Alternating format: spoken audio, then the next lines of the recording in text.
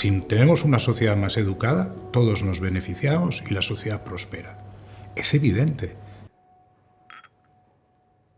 Si yo subcontrato mi conocimiento y mi memoria y estoy ante cualquier situación dependiendo de lo que me va a decir las fuentes de información que yo tengo en mi móvil, no soy libre.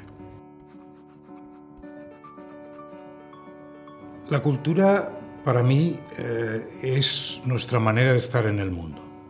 Es lo que da sentido a nuestra existencia. Es decir, sin cultura no seríamos.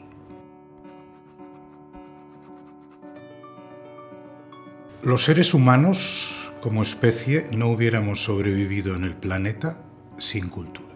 Es aquello que nos vamos legando de generación en generación para ayudarnos a entender de dónde venimos y a dónde vamos. Las sociedades necesitan no solo tener un repertorio de oferta de ideas, sino también seleccionar. Para mí uno de los valores principales es esto que se llama el cosmopolitismo, que es entender que tenemos que vivir en un mundo de extraños, que ya no somos todos de la misma tribu y que por lo tanto el gran desafío y el gran compromiso es hacer un esfuerzo por entender al otro. Y el miedo a que el otro se exprese, ¿no?, es una expresión de la inseguridad sobre nuestras posiciones. Todo el ejercicio de cancelación es un ejercicio de decir, no, yo no estoy convencido de que lo mío sea más persuasivo que lo del otro, por lo tanto quiero que el otro calle. Una de las condiciones de la convivencia democrática es entender el punto de vista del otro, saber ponernos en los zapatos del otro, sobre todo en una sociedad donde cada vez somos más distintos, donde la composición social es más heterogénea. Entonces, las barreras posibles, las diferencias a salvar son muy grandes. Si nosotros nos informamos, si leemos, si miramos documentales o películas de ficción, pero nos acercamos a la experiencia del otro, ese diálogo se facilita, se negocian las diferencias y nos ahorraríamos muchísimos de los conflictos que hay hoy en día en la sociedad. Nosotros estamos hechos de memoria y por lo tanto no solo de lo que hemos experimentado, sino de aquello que hemos leído, de aquello que nos ha enriquecido. Todo esto va formando parte de quienes somos. Y en el fondo, buena parte de los conceptos que asociamos a la idea de identidad, conceptos como género, conceptos como nacionalidad, como religión, como etnicidad, son conceptos culturales, son constructos culturales. Creo que una persona que quiera aprender no debe leer solo lo bueno, debe enfrentarse al mal, debe conocerlo, debe enfrentarse al desafío ético. O sea, ¿qué mérito tiene, ¿no?, encaminar a la gente hacia la bondad, escondiéndoles la complejidad de la existencia humana? Vivimos en un sistema educativo hostil a esto que llamamos cultura y particularmente hostil a lo que llamamos humanidades. De alguna manera va en contra de la idea de que la educación debe formar individuos y ciudadanos completos, críticos, que se elimine la formación humanística de carreras profesionales, ingenieros, arquitectos, científicos. Toda esta gente pueden decidir sobre la inteligencia artificial, sobre la genética, sobre el cambio climático, sin una formación humanística que coloque al ser humano en el centro de sus preocupaciones. La cultura es útil para todo, no solo para una cosa. La argumentación de Nuccio Ordine sobre la inutilidad de la cultura en realidad es una denuncia del utilitarismo que rige en nuestra sociedad, que pensamos que todo tiene que tener una aplicación concreta e inmediata. Y no nos damos cuenta de que, diríamos, es necesario ir dotado de ese bagaje o de ese repertorio de instrumentos para estar en el mundo, para enfrentarse a los diferentes desafíos de la existencia. La idea de fondo es que todos los conocimientos y saberes que alguien adquiere le permitirán desenvolverse en cualquier entorno. Y esta es, digamos, la razón de ser de la educación. A mí me sorprendió mucho leer una noticia de que en Nueva York han abierto clubs de lectura donde uno se suscribe. Para ir allí se lleva su propio libro y no va a comentar nada. Va a leer durante una hora. Lee media hora, hace un descanso y luego lee otra media hora.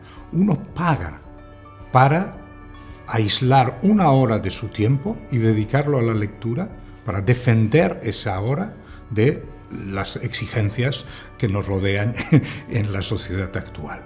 A mí me parece muy triste. El problema no es si se lee o no se lee, sino cómo se lee, que tiene que ver con las distracciones, que tiene que ver con el tiempo. La lectura es un elemento esencial para el ser humano, porque de lo que estamos hablando es que nos tenemos que alimentar de aquello que otros seres humanos aprendieron antes que nosotros. Por eso yo no distingo entre educación y cultura. La educación es lo que nos dan en la escuela, en la universidad, donde sea, pero luego seguimos aprendiendo y la lectura es parte de esto.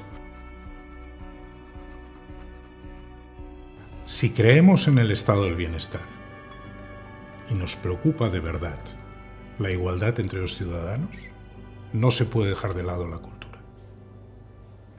Es absurdo pensar que hemos de proporcionar a todos los ciudadanos una educación formalmente básica, instrumental, utilitarista, para que puedan mejorar su rendimiento laboral, es decir, los podamos explotar mejor, y en cambio no queramos ayudar con recursos públicos a que como parte de ese estado de bienestar se enriquezca, ¿no?, la oferta cultural y se facilite el acceso de todos a la cultura.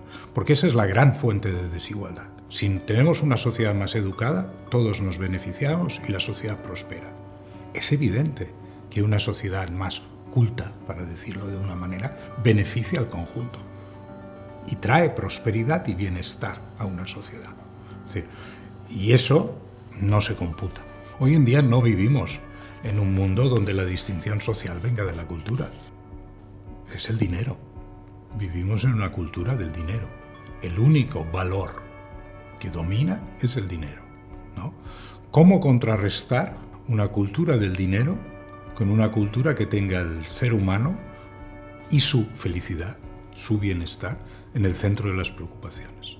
Es necesario que la gente amplíe sus horizontes de preocupación, cambie su perspectiva enfocada solo en el beneficio material y en el consumo, que es otro de los temas que dominan, para no preocuparse por cosas que tienen que ver con el largo plazo, con el bienestar de las generaciones futuras. La gente que dice a mí la cultura no me interesa, quiere decir a mí no me interesa una determinada lista que asocio a lo que siempre se me ha dicho que es cultura.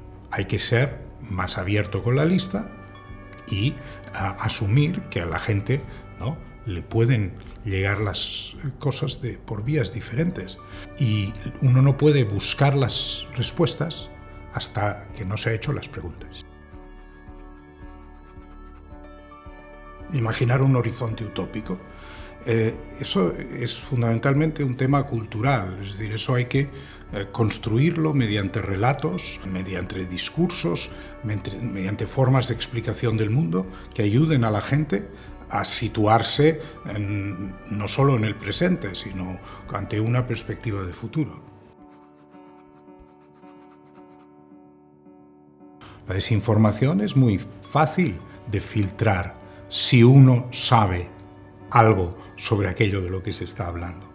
No es tan fácil caer en muchos de esos engaños. En la medida en que renunciamos a ese cultivo personal que nos da los instrumentos para leer críticamente el entorno, perdemos libertad.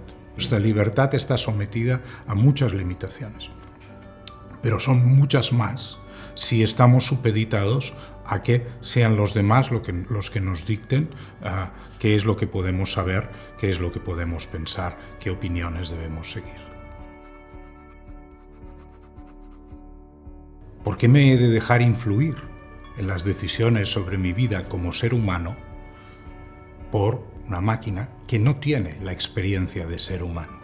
No, yo creo que lo importante es que este diálogo que llamamos cultura es un diálogo que se ha producido entre seres humanos que acumulan experiencias. Que de repente nos dejemos llevar por lo que va produciendo una serie de máquinas que tienen cero experiencia en común con nosotros, esto sí que me parece un territorio preocupante. Somos lenguaje. Nuestra manera de entender el mundo es el lenguaje.